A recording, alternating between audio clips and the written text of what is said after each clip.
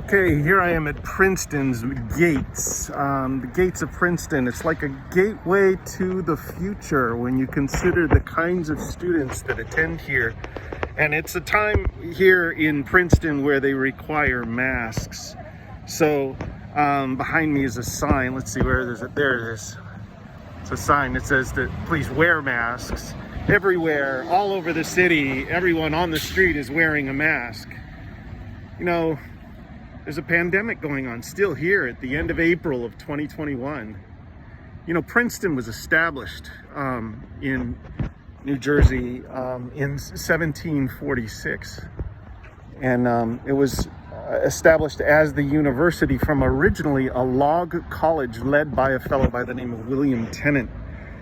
And it was Aaron Burr that formed Williams College. And Aaron Burr was the son-in-law to Jonathan Edwards. And Jonathan Edwards was the guy that preached a sermon called Sinners in the Hands of an Angry God in Northampton, Massachusetts. And that sparked and launched the First Great Awakening.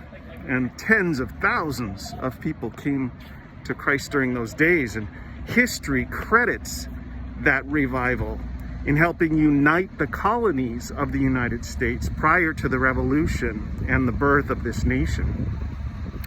So for those who tend to denounce our founders or claim it's systematically racist, I want you to note this little pamphlet that was written by Jonathan Edwards back in the middle of the 1700s. He said in that pamphlet that trafficking of human slavery from Africa should be denounced. So our founders were not all bad, you know, and we're in the process of bringing light where there's darkness. And darkness can be in a repeated story, sometimes even a big lie that's told over and over again.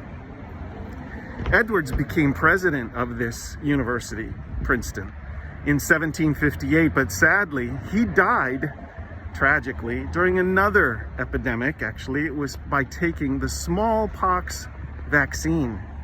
He died within the year of becoming president here. So why am I praying at Princeton today?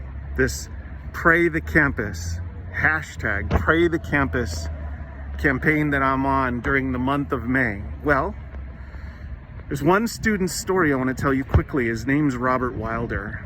He prayed selflessly, and he prayed with his sister to ask the Lord for a new generation of missionaries to be raised up throughout the nation and to go out to the entire world. And it was his prayer, his commitment to prayer, his dedication for prayer specifically for the raising up of missionaries, that there were tens of thousands of missionaries sent all over the world. It was the launch, because of his prayer, of a movement called the Student Volunteer Movement in 1886 at a summer Bible camp. And he asked the Lord for 100 signers. And then he traveled the country and he got another 2,000 signers. And by the 1920s or 30s, there were 130,000 signers and at least 30,000 who had sailed abroad to be missionaries around the world. Yes, prayer is important, and we should pray the campus. And for any young people, just like those today, those back then, especially in France, had a desire to throw off the restraints of morality. They wanted a different kind of freedom. They didn't like, and they oftentimes today don't like, the mention of Jesus on campus. Well, they say he's too restrictive, and that though the woke culture of today, and really of that day in France, the time of the American Revolution, there was another woke culture that tried to throw off moral restraints, and that led to lawlessness. So as we pray, we're praying for the future. We're praying for the future of this university and for the future of the students that influence the world, and that they would know the God who is the lawmaker and just judge, and that he's good.